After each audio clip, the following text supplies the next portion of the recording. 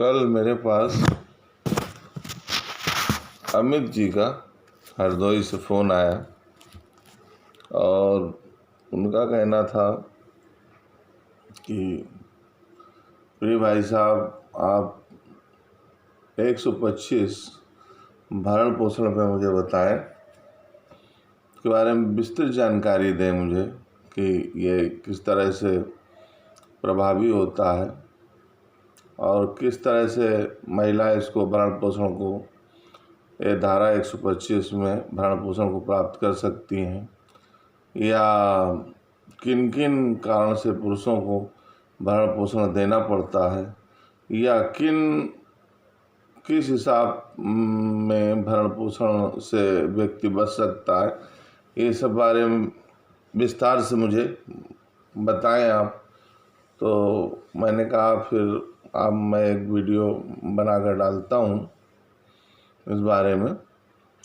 तो इस बारे में अध्याय 9 में दंड प्रक्रिया संहिता धारा 125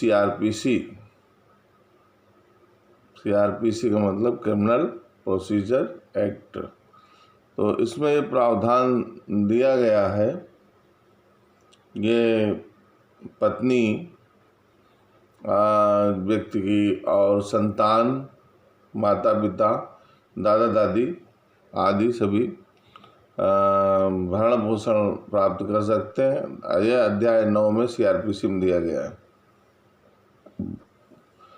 प्रथम वर्ग मजिस्ट्रेट के द्वारा आदेश कराया जा सकता है। ऐसा मासिक भत्ता मजिस्ट्रेट जो ठीक समझे वो आदेशित कर सकता है। ये इसमें पत्नी, अवयस्क पुत्री, विवाहित है और पति के पास पर्याप्त साधन नहीं है तो भी प्राप्त करने की अधिकारी है। आवेदन का जो निस्तारण है वो नोटिस के पश्चात 60 दिन के अंदर किया जा सकता है। पत्नी, ऐसी पत्नी जिसने विवाह विच्छेद कर लिया है परंतु दोबारा शादी नहीं की, वो भी भरण पोषण की अधिकारी होगी। भरण पोषण या अंतरिम भरण पोषण भत्ता आदेश के हिसाब से, आदेश 2 तरीके से इसमें होता है, या तो जिस तारीख से भरण पोषण का मुकदमा लगाया गया या जिस तारीख को आदेश किया गया, उस दोनों जैसा भी स्थिति मजिस्ट्रेट समझे वो आदेश कर सकता है। आदेश के अनुपालन में यदि आदेश हुआ कोर्ट द्वारा, कोर्ट ने आदेश किया कि नहीं इतना इतना भरण पोषण दिया जाए, यदि कोई व्यक्ति असफल रहता है या नहीं उस आदेश का पालन करता है तो मजिस्ट्रेट देय रकम उद्गृहित करने के लिए एक वारंट जारी करता है। वारंट पर भी यदि व्यक्ति नहीं उपस्थित होता है या नहीं देता है तो 1 माह का कारावास के लिए कोर्ट द्वारा तो रकम अगर चुका देता है तो तुरंत तत्काल छोड़ देते हैं। यदि रकम नहीं चुका पाता है तो 1 महीने के कारावास के लिए आदेशित किया जाता है, और 1 महीने में भी अगर वसूली नहीं हो पाती है तो उसके बाद 1 वर्ष के अंदर का आदेश होता है और गिरफ्तारी होके उसकी वसूली की जाती है। अच्छा, अब ये किन स्थितियों में महिलाओं को नहीं मिलेगा, मतलब 125 भरण पोषण नहीं मिलेगा? यदि वह पत्नी जारता की स्थिति में रह रही हो। जारता का अर्थ आम पब्लिक को नहीं मालूम है। जारता का अर्थ ये होता है कि जैसे कोई महिला जो है किसी पुरुष के साथ बिना विवाह के किसी तरीके से, मतलब एक तरह से समाज में जो रखेल शब्द का यूज़ किया गया है, शब्द अच्छा नहीं है, मतलब अब ये आदमी के समझने के लिए मैं बोल रहा हूँ। तो जिस तरह से कोई औरत बिना शादी के किसी दूसरे पति के साथ रहती है तो उसको शादीशुदा होते हुए भी तो उसको जारता की स्थिति कहते हैं। तो यदि जारता में रह रही है, अनैतिक संबंध किसी पुरुष से बनाए हुए हैं, उन स्थितियों में नहीं मिलता।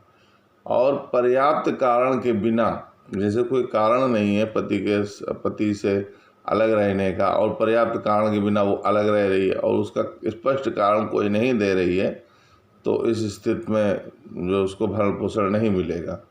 यदि पारस्परिक सम्मत से दोनों अलग रह रहे हैं, दोनों की सहमत है अलग रहने में, नहीं एक दूसरे के साथ रह रहे, अलग अलग दोनों रह रहे हैं कि पारस्परिक सहमत से कि नहीं हम अलग अलग रहेंगे, और उसका कोई कारण स्पष्टीकरण नहीं दे रहे हैं, तो इन स्थितियों में उसको भरण पोषण नहीं मिलेगा।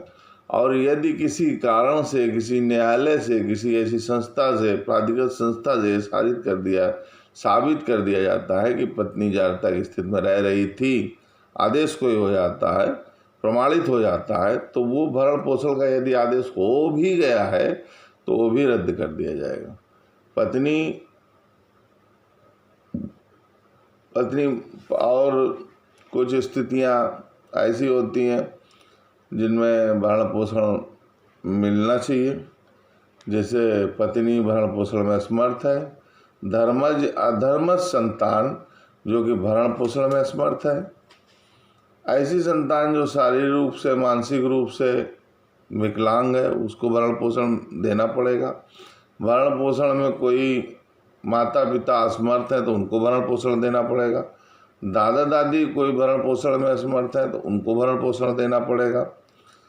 और भी कई स्थितियां हैं जिनमें औरत भरण पोषण की अधिकारी नहीं होगी, जैसे पत्नी नौकरी यदि करती है, कोचिंग चलाती है और इनकम का कोई साधन है, व्यापार करती है और सक्षम है महिला, बाप दादाओं को उसको जायदाद मिली हुई है, प्रॉपर्टी उसके पास काफ़ी नाम है, कई जगह से उसके अर्निंग के साधन हैं, या उसके इनकम टैक्स देती है, या पति से ज़्यादा इनकम उसकी है और सक्षम हर तरह से, तो इस तरह से वो भरण पोषण की अधिकारी नहीं होगी।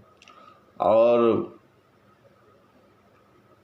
पति से अगर अच्छा भरण पोषण चाहती, उन स्थितियाँ क्या क्या स्थितियाँ हैं जो पति से भरण पोषण हर हालत में औरत को प्राप्त हो सकता है या अच्छा प्राप्त हो सकता है, तो उसके लिए कुछ कोर्ट की नियमावली हैं। कोर्ट की नियमावली ये है कि कोर्ट में कुछ चीज़ें, कुछ डॉक्यूमेंट पेश करने होते हैं, जैसे पति के इनकम टैक्स का प्रमाण हो, तो उसके हिसाब से सुविधाजनक अदालत को रहता है कि हम कितना मेंटेनेंस बांध दें, ज़्यादा से ज़्यादा बांध सकें इस औरत के लिए। अच्छा, जैसे व्यापार का कोई प्रमाण पत्र हो, कोई भी टिन नंबर या सेल टैक्स सर्टिफिकेट या और अन्य कई प्रमाण होते हैं। अब जैसे नौकरी करता है तो कोई नौकरी का सैलरी का प्रमाण पत्र हो कि 50,000 है, 1 लाख है, 1.5 लाख है, उस हिसाब से न्यायालय तो उसके लिए अच्छा पैसा बांध सकती है। और व्यापारिक रजिस्ट्रेशन वगैरह हैं, इनकम टैक्स के प्रमाण हैं, बैंक के स्टेटमेंट के प्रमाण हो कि बैंक में सैलरी इतनी आती है, इतना खर्चा, इतना व्यापार, इतना, तो उससे स्टेटमेंट निकाल के देखा जा सकता है। व्यापारिक स्टेटमेंट हो, कोई कृषि के इनकम के स्रोत हों कि इसके पास इतनी प्रॉपर्टी है, इतनी ज़्यादा, या पुश्तैनी प्रॉपर्टी है तो उसके खसरा, खतौनी वगैरह अन्य चीज़ें हैं। अन्य इनकम के स्रोत के प्रमाण पत्र, पुश्तैनी ज़मीन, जायदाद, मकान, फैक्ट्री, खेती, मार्केट, वाहन आदि से इनकम वगैरह से क्या क्या लाभ हो रहा है, इन सब चीज़ों के प्रमाण यदि हैं तो फिर अदालत के लिए थोड़ा सुविधाजनक होता है। अदालत जो है उसमें औरत के पक्ष में निर्णय दे देती है और इतना इतना पैसा इसको देना चाहिए, क्योंकि इसकी इनकम तो क्लियर हो जाता है कि इतनी इनकम पति की है। तो यदि इतनी इनकम पति की है तो इतना ये अपनी औरत को दे, और ऐसी परिस्थितियां जिसमें औरतें कोई प्रमाण पत्र नहीं देती हैं और जिसमें कोई प्रमाण पत्र नहीं मिलता कि पति की इतनी इनकम है, तो अदालत भी सामंजस्य में रहती है। पति भी जवाब लगाता है कि साहब मेरी तो कोई इनकम नहीं है, साहब मैं तो लेबर क्लास का आदमी हूँ, मैं तो कोई काम भी नहीं करता हूँ, और मैं साहब कहाँ से पैसा दूंगा, ये वो तमाम बातें। तो अदालत भी असमंजस की स्थिति में होती है कि औरत कह रही है कि ये तो 2 लाख कमाता है और कोई प्रमाण भी नहीं दे रही, और वो आदमी कह रहा है कि साहब मैं तो पुताई करता हूँ, मैं तो साहब ठिलिया लगाता हूँ, मैं तो साहब कहीं मुनीमीगिरी करता हूँ, मेरी तो कोई इनकम ही नहीं है। तो उन स्थितियों में अदालत फिर ज़्यादा पैसा नहीं बांध पाती है, वो मजबूर होती है कि न्यूनतम पैसा बांध दिया जाए, 2,000, 3,000, 5,000 जैसा भी उचित समझती है बांध देती है। और अगर इनकम का प्रूफ होता है कि नहीं 2 लाख कमाता, तो भाई 30, 40,000, 50,000 रुपये बांधा जा सकता है। या भाई 10 लाख कमाता है, 20 लाख कमाता है, तो कमाई का कोई तो कोई है नहीं, 2-2 करोड़ रुपए कमाते हैं लोग।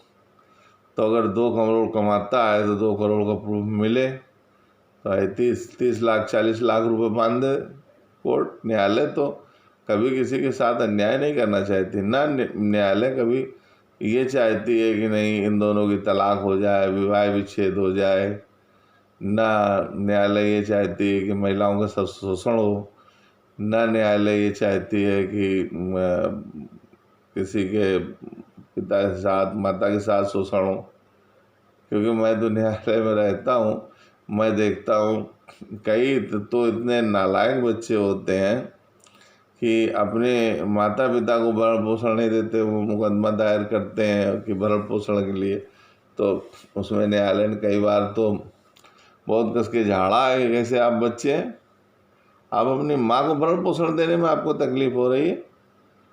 तो फिर ये स्थितियां हैं। बाकी और कोई अगर आपको हमारे प्रिय अमित जी हरदोई से फ़ोन किया था इन्होंने, तो अगर कोई किसी प्रकार की और भी दिक्कत आपको हो भाई, तो आप कमेंट्स करिए, या फिर आप फ़ोन जिस तरह से किया था फ़ोन से आप पूछ लिए, हमने डिटेल काफ़ी कुछ आपको बता दिया। अगर कोई चीज़ छूट गई है तो आप पूछ सकते हैं बेझिझक।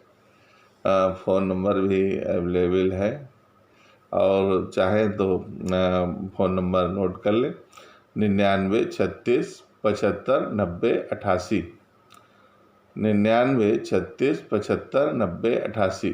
कोई भी कमेंट्स में डाल सकते हैं, फ़ोन से पूछ सकते हैं। हम आपके लिए हमेशा अवेलेबल हैं, और हमारी भावनाएं आपके प्रति हैं कि अच्छा है आप लोग सामंजस्य बना के रखें। ये स्थितियां ना हो तो बहुत अच्छा है। समाज में मिलजुल कर रहें, पति पत्नी प्रेम से रहें, माँ बाप के साथ प्रेम से रहें, दादा दादी के साथ प्रेम से रहें, बच्चों को अपने प्यार दें और प्यार प्राप्त करें। यही हमारी शुभकामनाएं आप लोगों के साथ। धन्यवाद।